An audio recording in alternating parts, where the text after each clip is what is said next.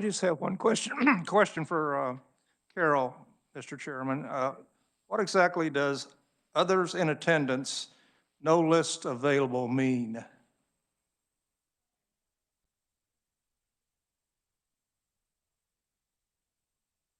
They would be listed there?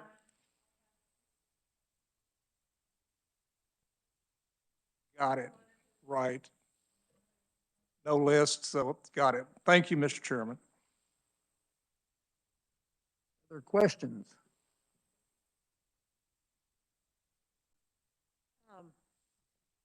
Thank you, Mr. Chair. When it says committee staff present, I was present via WebEx. Are we listing present during WebEx? My name's not on here. Oh, that's committee staff. Never mind. Sorry. Never mind. Yeah. Thank you. Any other questions about the minutes for February 2nd? None. Is there a motion for approval? Representative Vickers, is there a second? Healy? Okay. It's been moved and seconded. All in favor of approving the minutes for February 2nd, signify by saying aye. Opposed, no. Minutes pass.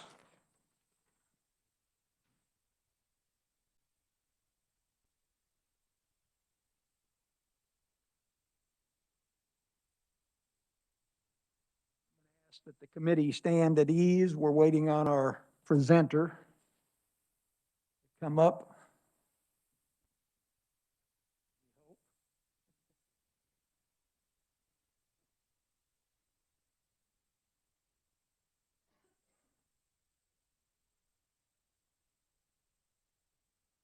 Representative Vickers. Mr. Chairman, I brought my grandpa's congressional medal for being a co-talker, if you would like to see that now. That would be fine if you want to present that and show the committee. Give them a little bit of a background on it, if you would, Representative. Okay. Very interesting.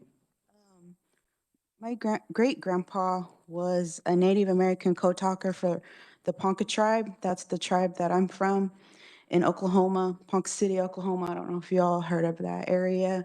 That's where our reservation is. And his name was William Big Snake, and he was a co-talker for our tribe.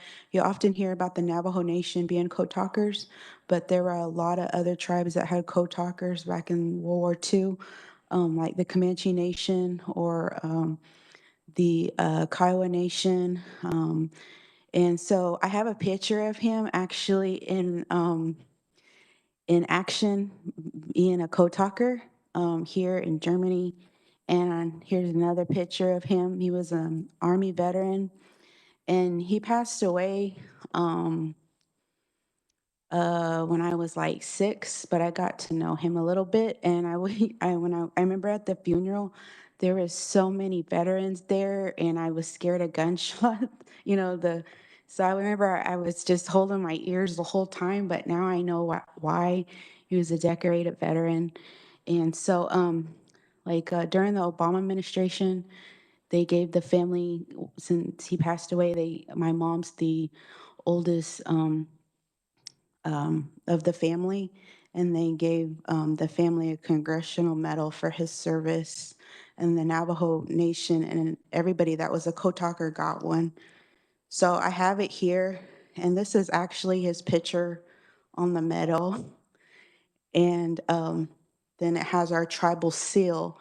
Every tribe has a seal, and it has significance to it.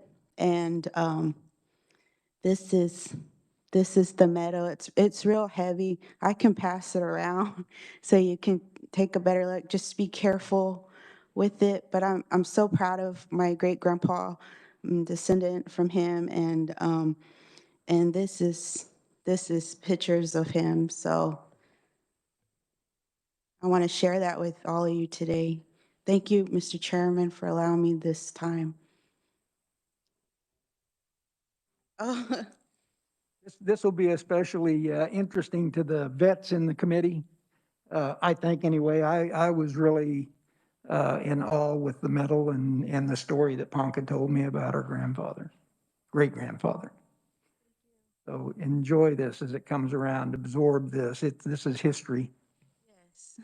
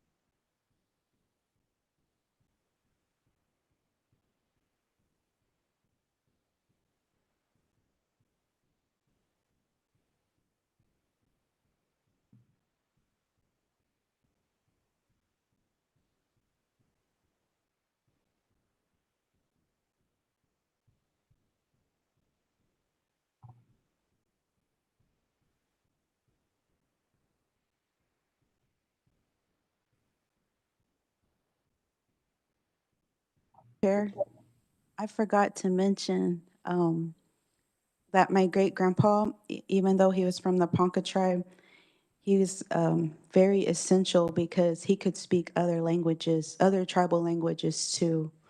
So I believe the man that's in the car is from the Comanche Nation. So he's talking Comanche with him. So he picked up a lot of languages fast. And so they often used him. And my mother, that was her favorite uncle. And he used to tell my mother that he used to carry this big bag around him with him. And so he could go talk with the other tribes. But he told my mom that it was very scary because if he should become a prisoner, he got killed so he had somebody with him at all times in case he was, caught or captured. And so, but he used to tell my mom stories like that. He also used to make jewelry and things like that. And my mom's got some of that jewelry, and he was very he was a genius. He could do all kind of things. So Um, I had one that was related, when I was in boot camp in the Marine Corps, I didn't know much about the code talkers then, but there were 3 Navajo boots in boot camp with me. And 2 of them talked about wanting to go to radio school so that they could do what their parents had done. And out of the 3, 2 of them went to seagoing duty. I don't remember where the other one went, but none of them got into radio school.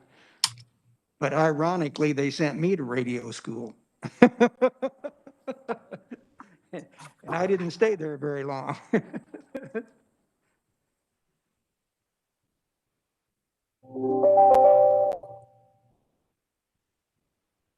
Good morning.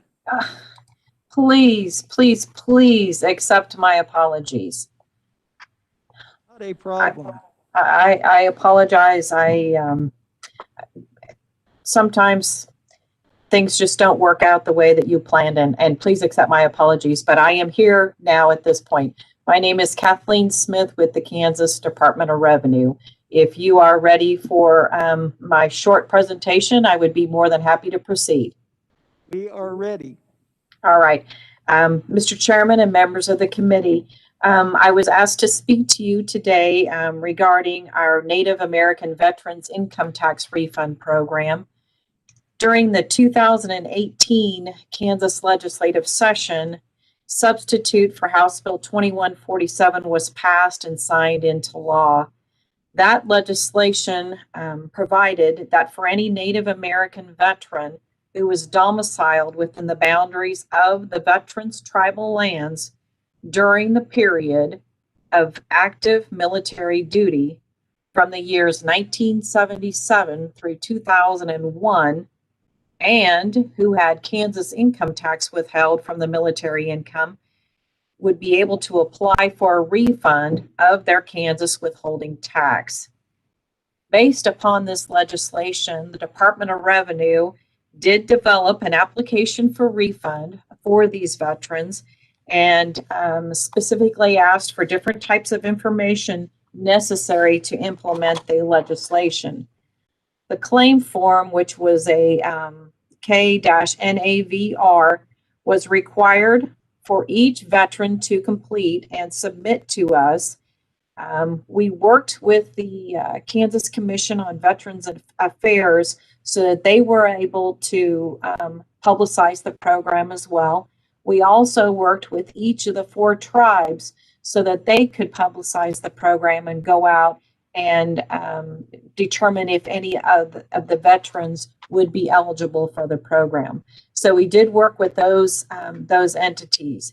We began accepting applications for the refund claim forms beginning October 1 of 2018, and we ended the acceptance of those applications on June 30th of 2020, which is what the legislation had provided for. So we had a 21-month period for which we could accept applications from these veterans.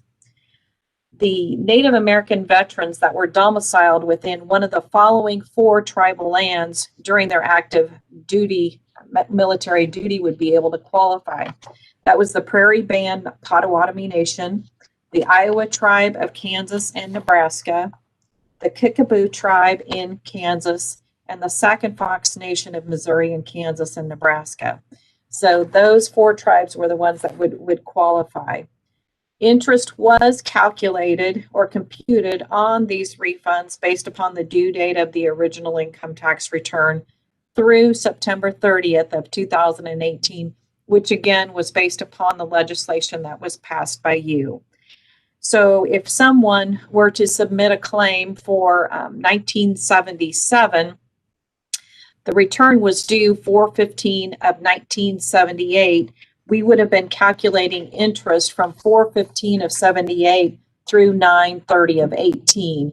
And if you look back at the interest rates, it was a large amount that could be that would be computed on the refunds.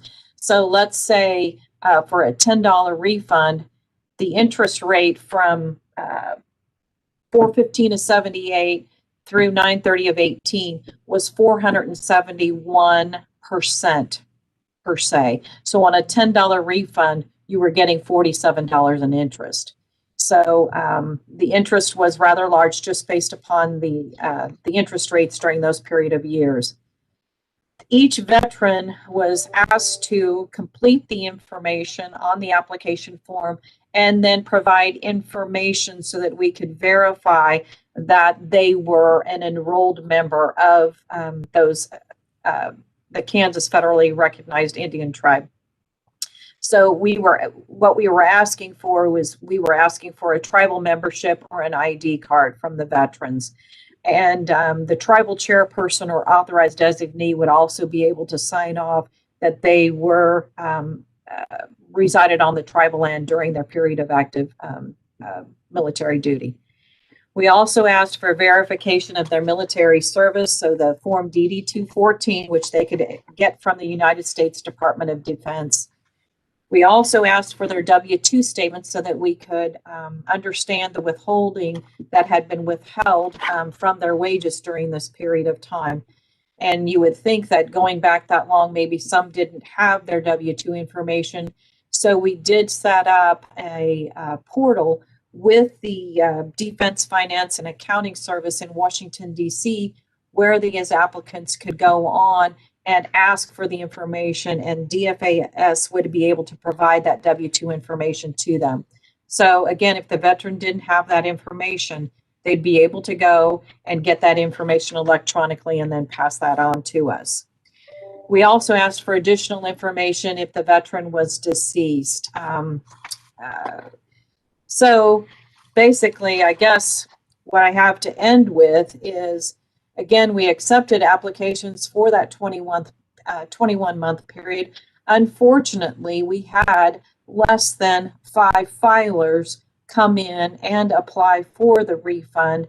And so therefore, then I'm not able to give you any details with regards to how many, the number of claims that were submitted or the amount of the claims. With that, Mr. Chairman, I would stand for questions. Thank you, Ms. Smith. Representative Weigel. Thank you, Mr. Chair. Thank you, Kathleen, for giving us that presentation. I've worked on that pretty hard, sometimes with the help of Representative Victor's. Did the Department of Revenue, I'm trying to think if we had a conversation whether or not there was a number that they identified as total participants that would be eligible for that. Did we ever talk about that? I can't remember. I believe that we did, Representative Weigel. I think that our fiscal note on this bill was less than 200,000, if I remember correctly. And I think it was a small number that would actually qualify, but I should have been prepared, and I don't have that information in front of me. I believe it was fairly small. I mean, it wasn't a huge number. But with that in mind, I was just trying to figure out, you know, even if it was just 100 or 200 or whatever, uh, and I'm not blaming anybody. I'm just asking, what do you think went wrong that we only had 5 people that, or 5 or less, that actually filed and got some returns back? Do you have any thoughts on that? Well, we did expect more to apply. Frankly, I'm disappointed as well that there weren't more that came forward. In the beginning, when this legislation was passed, there was an agreement that we, the Department of Revenue, would absorb the cost as long as we did not have to go out and find the applications and publicize the information. However, we did work with the Commission on Veterans Affairs, and we did work with each of the 4 tribes. And I guess I'm not sure what happened, but we just didn't have the number of people that we thought we would. I was, when I got all of the information back on it, I was really disappointed that, you know, we didn't have a greater response. So, yeah, I know the Department of Revenue worked long and hard on this, so there's no blame placed there. I think it's just, you know, just one of those things for some reason. So, thank you, Mr. Chairman. Other questions from the committee? Seeing none. Thank you, Kathleen. We appreciate it. Absolutely, and please accept my apologies for my delay. I did get one hand up here, so. Sure. All right. Thank you, Mr. Chairman. I'm trying to read through this bill, 2486. And does this apply to active reserve officers? Asking the right person or question, sir? You mean 2147?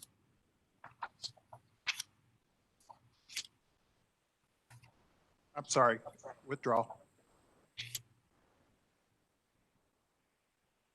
Any other questions? Okay. Once again, thank you, Kathleen, if she's still there. Yes, I am. Thank you very much. Thank you. Okay, committee. The next order is you should have in front of you a copy of the minutes from February. Oh, we did that. All right.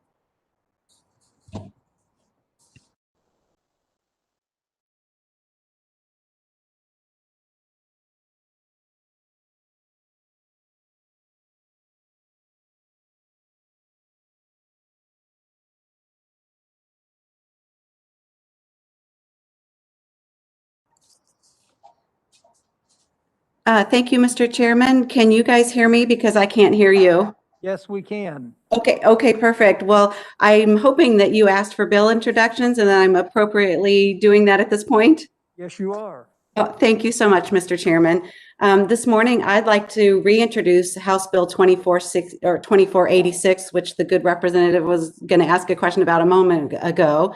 The RN is number 0886, and it basically allows all current National Guard and reservist members an exemption from our vehicle property tax. The wording in the original statute inadvertently excludes valuable members. In 2020, guardsmen and women have been utilized in every county across Kansas, and it's the right time to include all members of the Kansas Army and Air National Guard in this statute. It was introduced last year, but did not get a hearing, as happened to many good bills. Yes, I remember the bill and didn't catch the mistake at the time, but I think there are quite a few of us in here that did that. Members, are there questions? Yes. Thank you, Mr. Chairman.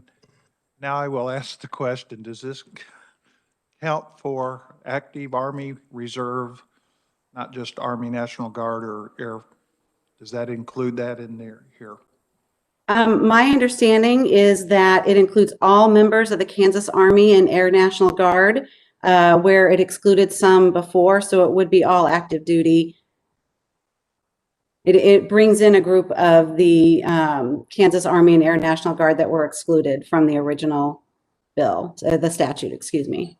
Okay, I'm looking at section C down here. It says full-time member of military service stationed in Kansas or current member in good standing Kansas Army or Air National Guard or a Kansas unit of the Reserve Forces of the United States. So that would include our reserves, Army Reserve? I believe so, and I can double check and make sure.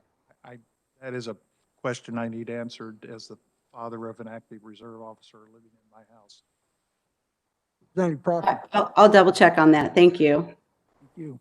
And thank you, Mr. Chairman. I think that's a great catch, Tim, or Representative Johnson, because honestly, you're excluding a bunch of people still. You've got Army Reservists, you've got Marine Corps Reserves, which are not in the Guard component, but are not on active duty. And so we're still missing a couple of folks in this bill as it stands right now. Thank you. We can take that up with the reviser.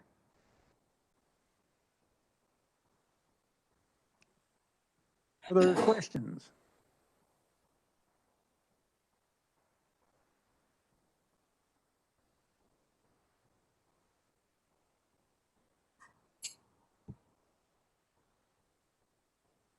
Okay, with that, Ms. Smith, I guess if you're going to get back with the revisers and get that corrected, get those other two units involved in that, then you'll return to committee with that. Of course, it'll be.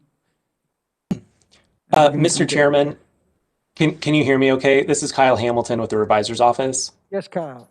So from what I understand, the representative is just requesting that the committee would sponsor the bill that would be introduced within the next week. So in order for the committee to sponsor the bill, it doesn't have to be in its complete form. At this point, all the representative needed was an RS number from our office, just to let you guys know, give you a short description of what the bill does, but it does not need to be in its complete form in order to be sponsored by your committee. So I just wanted to let you know that. Thank you, Kyle. Yes, I appreciate that, Kyle. Will we get a chance, or how will we see it before it is presented, or? You certainly could. Once the committee, if it approves the request to sponsor the bill, it would technically be under the purview of the chairman going forward. So we could make sure that it's in the condition you want it to be before it's submitted to the chief clerk for introduction. Okay, that's what I wanted to know.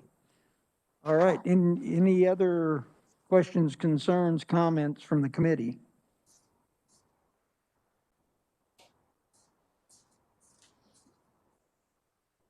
Representative Ellis. We need to make an amendment to the bill? Or will they fix it in your department? This is Kyle Hamilton again with the revisor's office. So right now we're just working with a bill draft, and it's based off of last year's bill. But because it's simply in draft form, it is very fluid right now. It can be changed almost instantly. There's no need for an amendment or anything like that. It's an informal document, but once it's been introduced in the House chamber, in the chief clerk's staff, they read the new number of the House bill. That's the point when it's a bill, and in order to change it, you would have to amend it on the floor in committee. But at this point, since it's just a draft, it's very fluid. It can be changed very quickly. Thank you. Representative Ruiz. Thank you, Mr. Chair.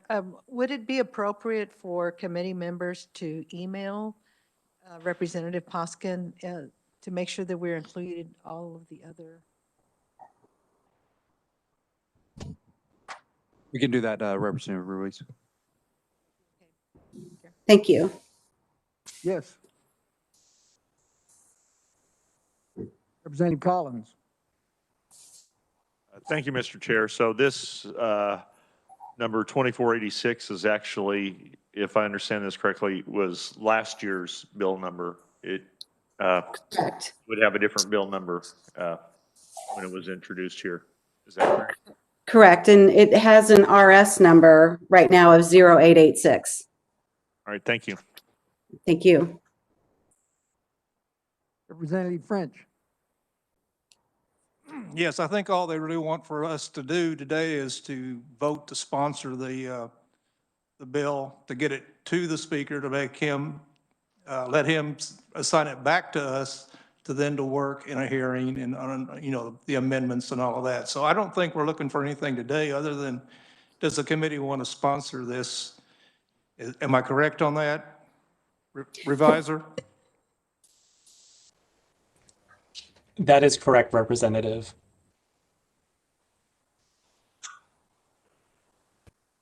And I would just like to add that the intent is to include all Kansas current military.